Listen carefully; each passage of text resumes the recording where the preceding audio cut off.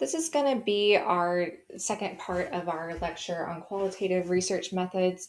So, where we're going to pick up is talking about the types of methods that you can use for qualitative research and kind of walk through some of the procedures of conducting a qualitative study. So, there's definitely different types of qualitative methods that you can use. For instance, like case studies, where you're looking at a very specific case that might be relevant to the research phenomenon that you're interested in. Sometimes people do participant observation where they're kind of, immersing themselves in a particular group or a certain culture and kind of just observing different patterns of behaviors.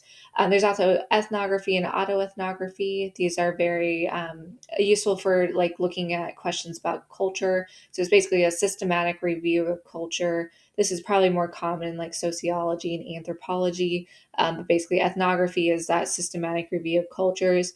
Autoethnography is kind of like a personal reflection on your own life and experiences and how that the political and cultural and historical context helps you understand yourself. So those are definitely possibilities. We're going to focus mostly on like interviews and focus groups because that's probably most common in psychological research.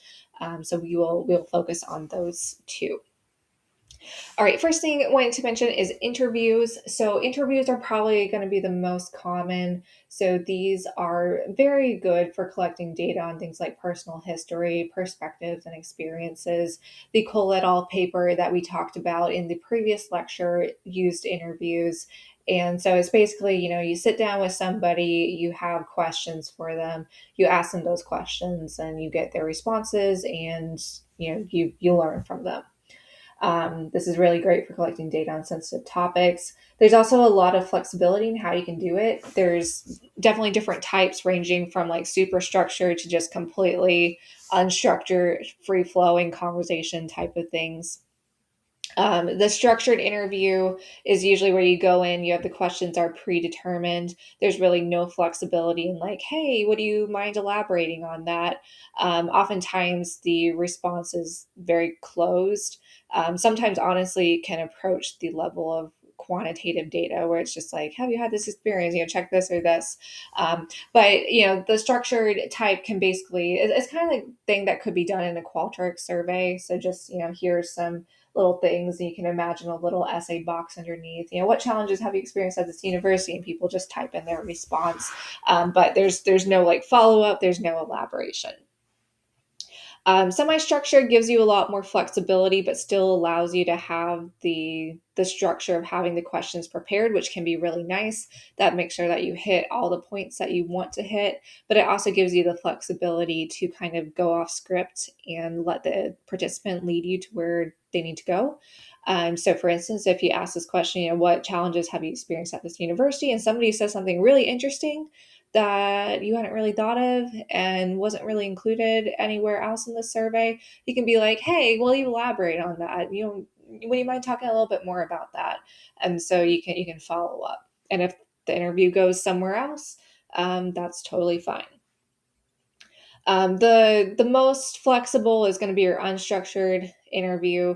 This is also going to be the most difficult, and you probably want to avoid this unless you're a very good interviewer and you know how to draw stuff out of people.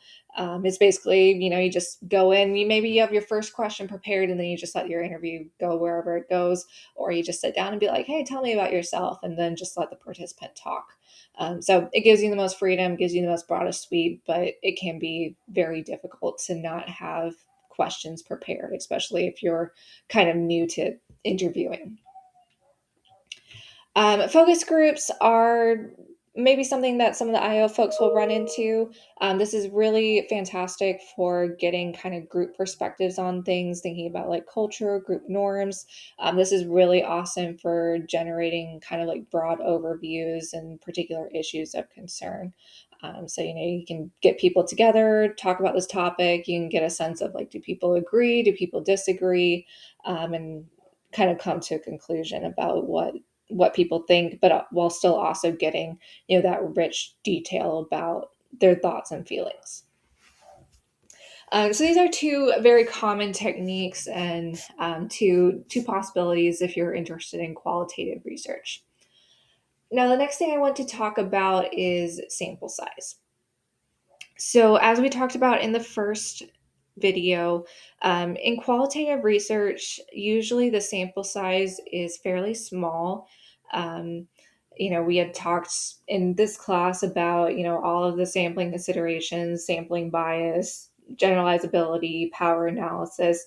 Not necessarily super concerned in qualitative research, but you do want to make sure that you have enough people that you're, getting the information that you want. You do definitely still worry in qualitative research that if you just interview one person about a topic, maybe they're just a very unique person. And maybe that's okay in qualitative research, but maybe you kind of want, more perspectives, you want more information. So basically, you want enough people that you can get all the themes, but you don't want to have so many people that you can't do the interviews. It gets to be too much. These interviews can be very, very involved and very time consuming and very difficult to recruit. So you don't want to have so many people that you never get the study done, or you just have to pack, so many questions in 15 minutes in order to get done on time. That will be bad. So a very interesting topic or concept that has come from qualitative research is the idea of data saturation. So basically, how do you know when you have enough people? Basically, when you're starting to see redundancy in your data. So with this data saturation, if I'm interested in like stress in graduate students and I ask, 6 graduate students, what causes you to be stressed? And by the time I get to 6, I'm like, okay, I think I got it. It's, financial stuff, uncertainty about the future, too many homework assignments, maybe some other things, but like I'm getting the same information after I've interviewed 6 people. I kind of don't need to interview the 7th because I kind of already know that I'm going to hear from them that they're stressed out about finances, uncertainty about the future, and too much work. So basically, once I hit redundancy, I can be good. Now, if you want a little bit more of a systematic approach, there is another approach called like the grid matrix approach. Basically, with this, you draw up a grid with important target characteristics that you want to make sure is represented. And this will make sure that you do have, people from different areas being represented. So for instance, again, if I was interested in stress in graduate students, I might want to say, okay, well, we have 3 graduate programs. We have the IO, experimental, and PsyD. I also might want to get some perspectives from like year 1 to year 2. So I'll draw up this little grid and I want to make sure that I have an IO student from year 1, an IO student from year 2, experimental, year 1, experimental year 2, PsyD, and I just check my boxes. And that way I make sure that each segment is represented. So I could do 6 people, or maybe I do 2 each. I have 12 people. But basically, this helps me be a little bit more systematic in how I'm recruiting people. And then, of course, you can always use the rules of thumb. There was an interesting study that found they looked at sample size in qualitative research, and they found that for some reason it seemed like multiples of 10 are the most common. I guess it seems like people are, interviewing 10 people, checking to see whether they've hit data saturation or not. If not, run another 10 people. If yes, then stop there. So this research also found that like about 20 to 30 seem most standard. So you could just use that as a rule of thumb. You can also sometimes cite recommendations from methodologists. If you're interested in qualitative research, these are two ones that you can use here. You can also cite precedent as well. For instance, if you're interested in doing a study on military spouses, you could just say, well, Cole et al. Used 10 people, so that's what I'm going to do. So different possibilities here. You can also combine them. If you're using the grid matrix approach, you can combine it with that data saturation. Get 6 people. Have I hit data saturation? Yes, stop. If no, then get another 6 people, and then go up to 18 if you're still not there. 24. Okay, I hit it. Okay, I've stopped there. Same thing here. Go up to multiples of 10. Have I hit data saturation yet? If no, get another 10. If no, another 10.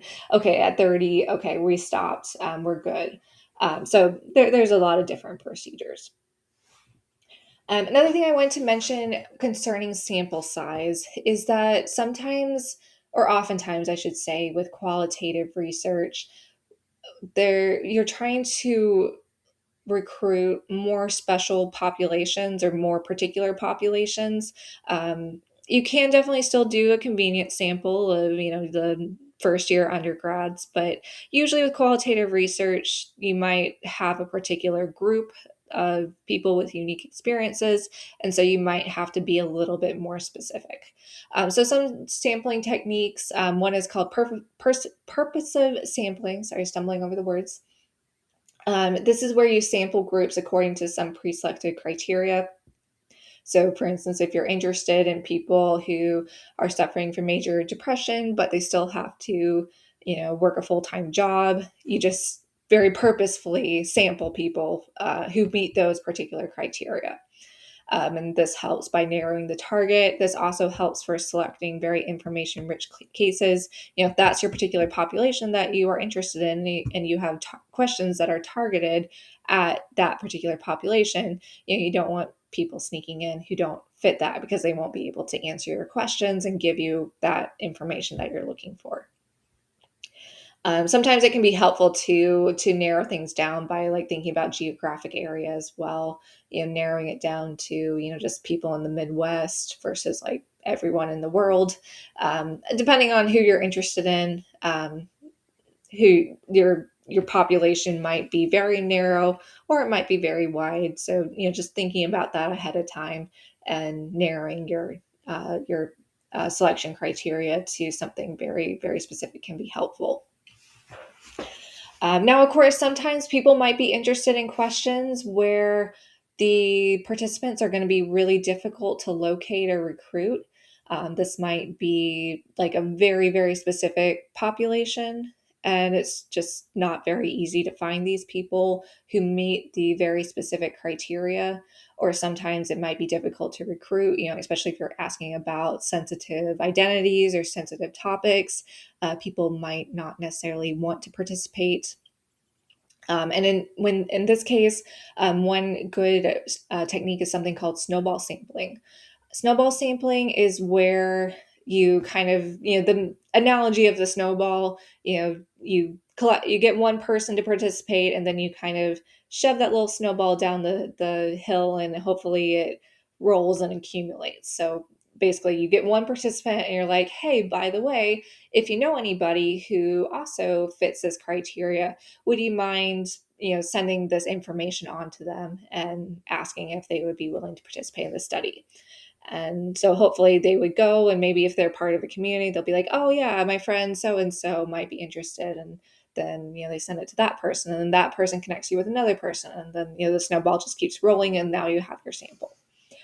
One thing to be careful of this, though, is that this does require a full IRB review for this technique. There can be some ethical concerns about the social harm, especially if there's like, say I'm doing interviews of like transgender students, and maybe, if asking people to recommend other transgender students to participate in the study maybe outs that person, or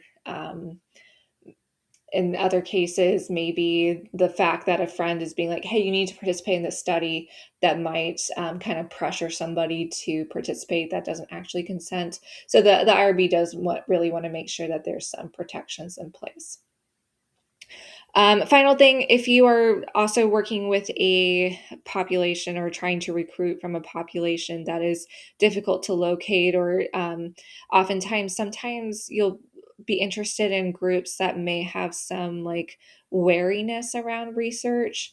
I know when I was at the University of Arizona, we had to do a lot of training about like working with Native American communities, because there's been some like violations of um, uh, protections for Native Americans, and people using research in ways that don't respect the culture. And so, just like walking in and expecting to be able to interview people doesn't quite work. So sometimes you need to kind of pair up with community leaders, gatekeepers of the community. If you have somebody who's in a position of authority, that can also help with, having your study be respectful and keeping people safe. Plus, it can also help you to identify and recruit potential participants if you can like get it in with the community leaders and gatekeepers and kind of let people know that, hey, you're legit and you do actually respect that community. All right, so if you have your sample, the next thing is to collect your data. So again, as we mentioned in the first video, oftentimes this is textual data, oftentimes interview transcripts, field notes, audio, visual recordings. Sometimes it's just documents, journals, letters, biographies, stories that people write, and things like that. So there's a lot of tools. I've heard that AI is really fantastic for these transcripts and have been making things a lot easier. In the past, you might have had to just transcribe it, record it on your phone or a little recording device and then transcribe it. Now, one thing I do also want to mention about collecting data is one challenge with collecting data that sometimes people quibble with qualitative research is what do we do about possible bias? As we've talked about previously in this class, there's a lot of concerns about things like demand characteristics and experimental effects. And usually how we deal with this is try to minimize as much contact between the participants and the experimenter as possible. Basically, if you don't have to interact with the participant, don't. And we want to keep people blind. The researcher, if they're interacting with the participant, they should be blind to the hypothesis and the condition that people are part of. But with qualitative research, we can't do that, right? Because the researcher is the one conducting interviews, and it's impossible to remove the person from that context. So, what do we do about possible research bias? Well, a big idea in qualitative research is something called reflexivity. This is just kind of just straight up acknowledging, like, hey, yeah, I am part of the research. And yes, I do have some subjectivity. I may have some bias, and that may influence the research. And what I do about it is I try my best to prevent it from impacting the research or the interpretation or how I'm interacting with the participant. And how I do that is reflecting on it. And there's a bunch of different types of reflexivity. There's like personal reflexivity, where you kind of explore your perspective, your social identity. So, like, questions to ask is like, why am I doing this research? Why am I interested in this? What sort of motivations, what sort of experiences led me to this topic? Um, you know, what am I thinking as I'm, conducting this research? You can also think about like interpersonal reflexivity. So thinking about like power dynamics. So what about my position as a professor, or my position as the researcher, or as a woman, or whatever? How is that impacting how participants are responding to me? Um, Also thinking about like what expectations do I have? What assumptions do I have? What sort of dynamics are going on?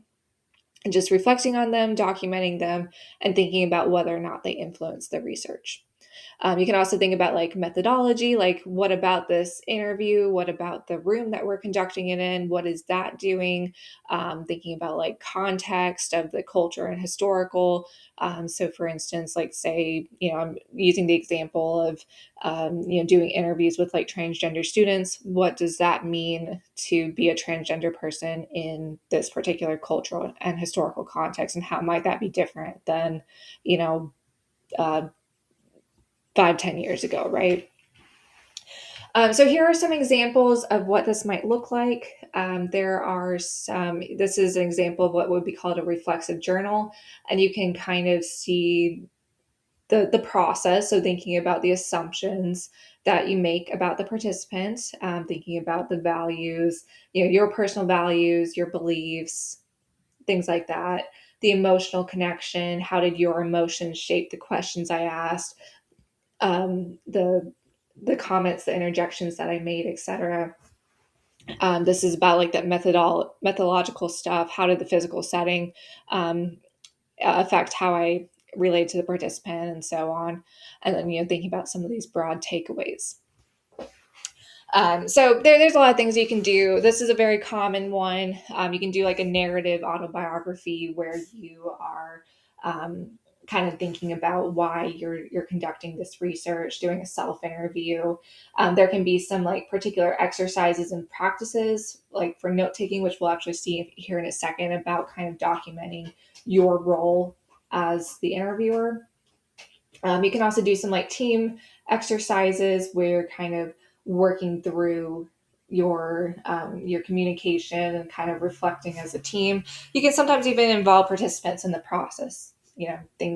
Asking them, what sort of assumptions am I making as I am interpreting your comments, and kind of getting the participants involved.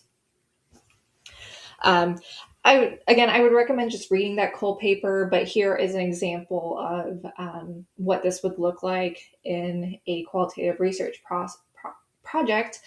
So here they're talking about, in order to increase trustworthiness, Cole, who was the first author on the study, engaged in reflexivity and self analysis.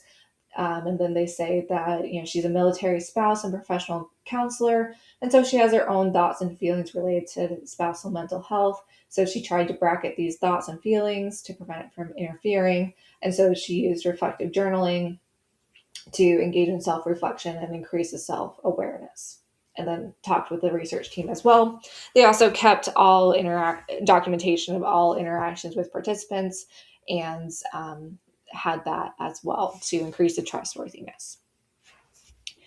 Um, all right, so moving on now, kind of just breezing through this. In terms of analyzing the data, so this is one area where qualitative and quantitative definitely split.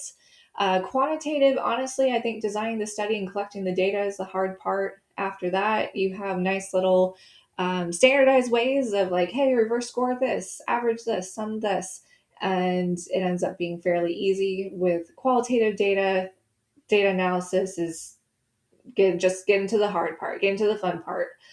So basically, it's a process of thinking about taking this transcript, taking this textual data, and trying to draw out different like codes and different themes. Of course, there's going to be different types of data analysis procedure. A very common one, though, and the one that I'm focusing on, is something like called thematic analysis, where you're taking a transcript and kind of identifying patterns and commonalities in the text. So this is kind of a textbook example. This is a transcript of somebody who's talking about their experiences with kind of coming out about being gay.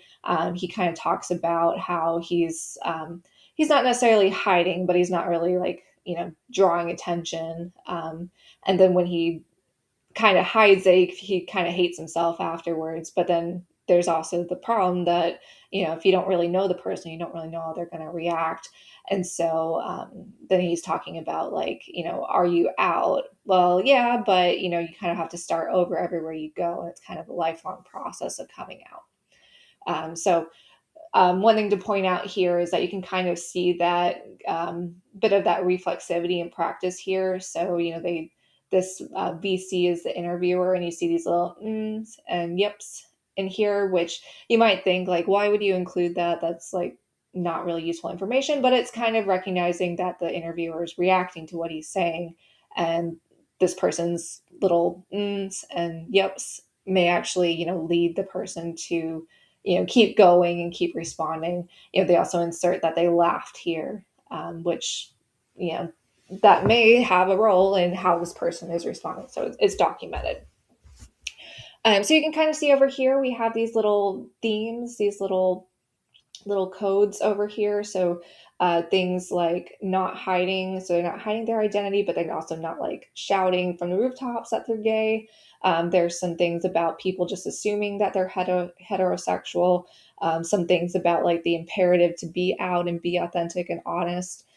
Thinking that if you're hiding, it's because you kind of hate yourself for hiding a bit. Fear and anxiety, coming out being difficult. So these are all codes that came out of it. The next step is to kind of take those and kind of look for some repetitions, look for themes that emerge from it. So common things are, looking for like, oh, these things are constantly repeated, looking for similarities and differences, linguistic connections, theory, things that are related to theory. Here's just kind of an example of taking some of those themes, for this person who's thinking, discussing being out, they're talking about things like the possibility of homophobia, being excluded, fear, anxiety reaction. Kind of in the study, they kind of created a category as being uncertain about people's reaction, but then they also have like some themes that, or sorry, some codes that revolved around like uncertainty about how to react. And so putting these together comes up with a theme about just general uncertainty about being out and coming out.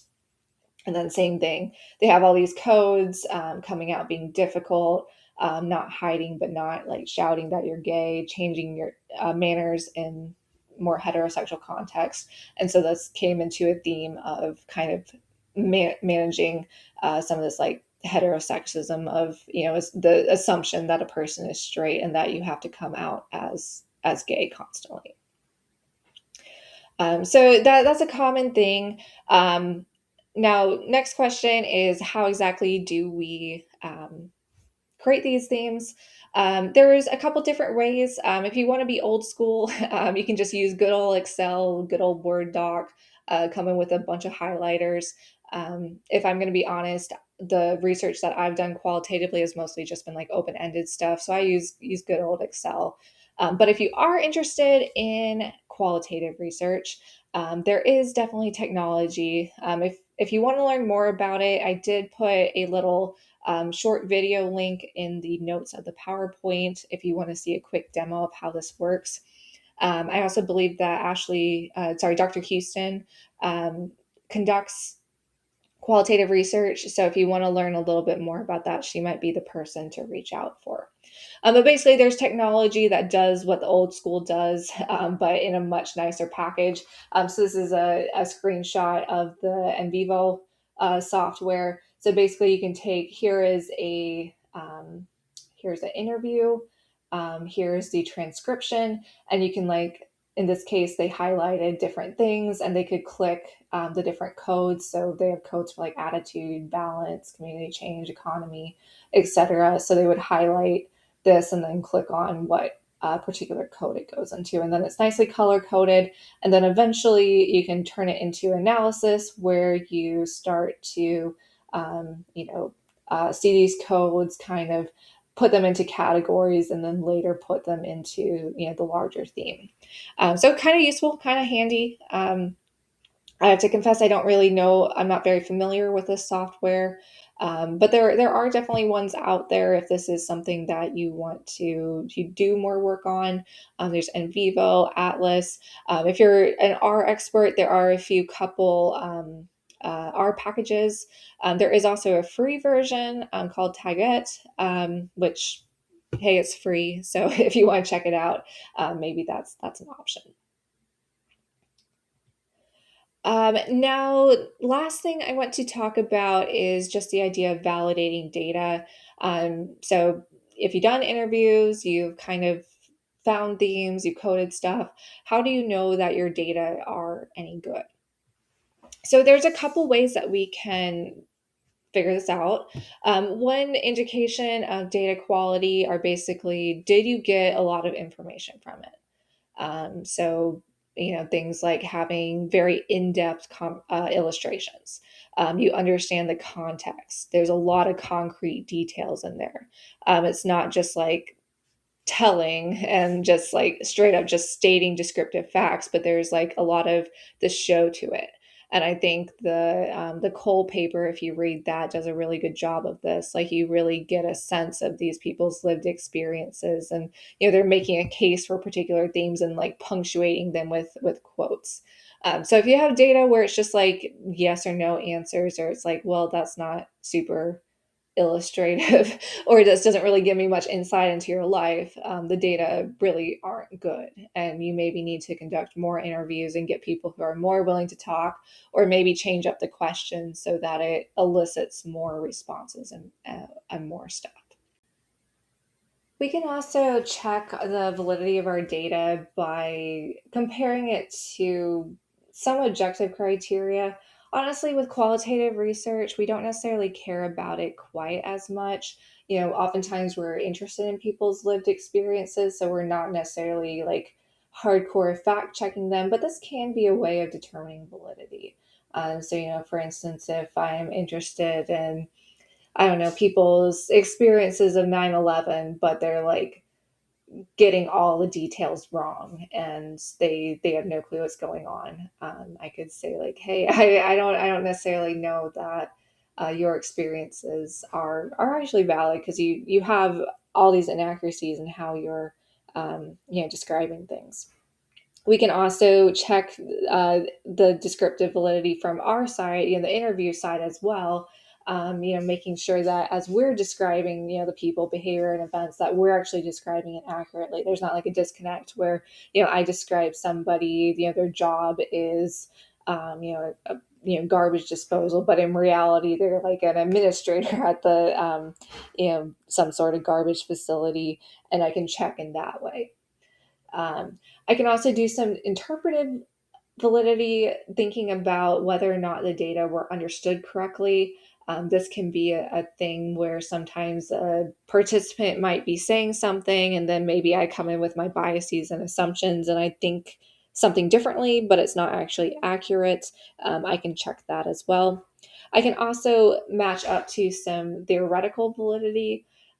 This one, again, oftentimes we're using a bottom up approach, so there might not necessarily be a theory coming in, but this could be a thing where if there is some expectation, there is some theory about how stuff should work, and people are saying something completely different, this can be a point for pause and a point to think about whether it's a theory that's wrong or maybe these people's lives just are completely different. So how do we go about establishing the validity? Well, obviously with a descriptive validity, if they're just like clearly not correct, they clearly have their facts wrong, or if you clearly have your facts wrong, that's an easy little check. But for some of the other types of validity, there's other ways of going about it. So interpretive data validation, a very common procedure is something called member checking. So member checking might also you might also hear this as like respondent or participant validation. How this works is you do the interview, you take the transcripts, maybe you even analyze the data and like do the codes, do the themes, and then you return it to the participants. And then you ask your participants, like, hey, do these data actually reflect your experiences? And this maybe will help control for any sort of biases or anything that I misinterpreted. Handing it back to the participant can be a good way of checking this. Maybe an example would be, say I'm interested in stressful experiences in graduate students, and a lot of people are saying like, oh, we have too many assignments, we're kind of overwhelmed with all our stuff, and I interpret that as like, oh, graduate students don't want to do the work, and then I hand that back to you, and it's like, no, that's not what we're saying. We're not saying that we don't want to do the work, we're just saying that it's a lot of work. And so that would be a way of being like, hey, you're biased, you misinterpreted that, so please change that, and please, update your codes, update your themes to be something that's more accurate of what we were meaning when we were saying that there's a lot of work in graduate school. This can also be a really good tool for protecting confidentiality. This can sometimes be an issue with qualitative data, especially if it's a very particular population. You usually want to protect people's identity. You would either just not mention the person, or you would give them like a fake name, or you would assign them like initials and fake initials. And so in that way, you protect their confidentiality. But there have definitely been some classic cases of like, okay, this is, we're looking at a small town and everyone kind of knows who's who. And so just adding those initials did absolutely nothing. Everyone figured out who is who. And so that can be another thing with a member checking and be like, hey, look, do you want me to change anything that kind of disguises who you are? And if they say, yep, that, that thing that you're including in your paper is obviously me, can you kind of fudge that a little bit, or, make it so it's not so obvious? That can be a good tool. So, member checking is something that people will often do in order to make sure that things are being interpreted correctly. There are some limitations, though. So, there's not necessarily really guidelines for resolving conflicting findings. So, what happens if I interpret it one way and a participant says, "No, that's not what I meant," but I'm like, "No, that's what you meant." Who wins in that case? There can sometimes be like participant biases. If they said something and then I pointed out like, "Oh, that's actually really bad," and that falls into this really negative theme. And they're like, "No, no, I'm not a bad person." And so then again, there's that conflict, and how do we resolve it? Sometimes there can be some recall bias, some memory distortions, where if you say something in an interview and I hand you back the transcript and you're like, "Oh, I never said that." Like, well, yes, you did. I have you on tape saying that, but you just don't remember. And then finally, we oftentimes worry too with the member checking about power differentials and how that could play a role. If you have this, fancy researcher from fancy university and they're misinterpreted your response to a question, are you going to speak up and be like, "No, you're wrong"? And sometimes people will, and sometimes people won't. So there are definitely some limitations, but it can be a useful way to validate the data and make sure that it is accurate. Another very common thing that people will use is something called triangulation. This is kind of just the idea that if you have like two points in a triangle, you can find the third point. So basically, you use multiple people to arrive, or multiple tools to arrive at the same conclusion. This might be something like method triangulation. So you might have like multiple sources of data, multiple pieces of information. You kind of put them together and confirm. So this might be like the interview paired with maybe a little bit of quantitative stuff. So if you ask them to fill out their demographics and they, click a certain mix of demographics, but then they're talking about like their identity as something that they didn't click, that might be a problem. Or you can just like, confirm it with that extra little piece of data. You can also use researcher triangulation. This might be more commonly known as something called inter-rater reliability. We definitely use this in quantitative research as well.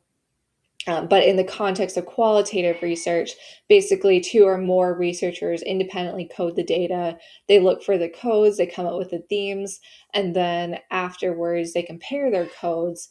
And the hope is that if you're seeing the data the same way, and the themes are emerging from that data, that you should probably have pretty similar codes and pretty similar themes. And then you can also sit down together and resolve any discrepancies. So if I coded it this way, you coded it this way, we kind of sit down together and say like, "Hey, are these actually different? Or, do you agree with me?" And so we resolve any discrepancies. And then we can also report in our, if we publish a paper like, "Hey, this is our level of agreement. And this is what we did to resolve any difficulties."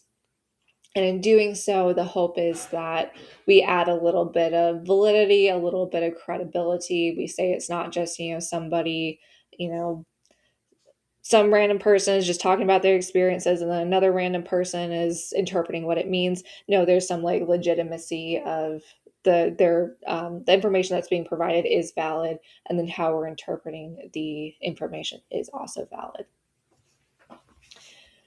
All right, so that was just a very quick summary of the qualitative research method process. There's a lot more that we can go into. Honestly, this is another type of class that if you are interested in qualitative, there's probably some stuff in like the sociology department where they can spend an entire semester just going over qualitative methods. But just as a quick summary, I guess to conclude, I will say that qualitative methods are often underutilized in psychology research, but they are super, super informative. I would definitely say to add that as a possibility to your research repertoire. And you don't have to do like full qualitative research either. Some ways that you can incorporate this just at a very light level. I would definitely highly recommend just as you're doing a literature review, maybe specifically search for qualitative research. You can get a lot of really, really great rich information about people's experiences with a research topic if someone has done qualitative research. It might not make up the entire body, but it can be very, very useful to specifically seek that out. You can also conduct what's called mixed research. So you can be mostly quantitative, but you could also pair that with the qualitative side. So maybe add a couple open ended questions to your quantitative study. And even though your main focus might be the numbers and the quantitative side of things, you get a little bit of that rich detail that comes out of those open ended questions, which might give you some more insights into your research project or maybe even some ideas for future studies.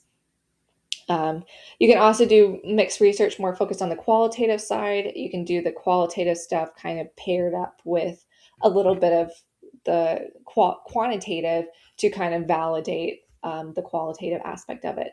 Or you can just straight up do qualitative research. I don't know necessarily know for the experimental folks how the program feels about qualitative research, but it is definitely a possibility, and there are a few people in our department who do qualitative research or have at least a little bit of component in their research. So there are people who can kind of help you and give you a little bit more information if that's something that you're interested in. All right, that is it. Just as a quick reminder, we have a few things upcoming. Tuesday, the 5th, is our final at 11 o'clock, normal classroom. And then Friday, the 8th, at midnight, your proposals are due. So I will see you on Tuesday. I'll just say have a great summer now, but I will see you again. I hope the folks who are in New Orleans are having a good time. And yeah, I will see you on Tuesday.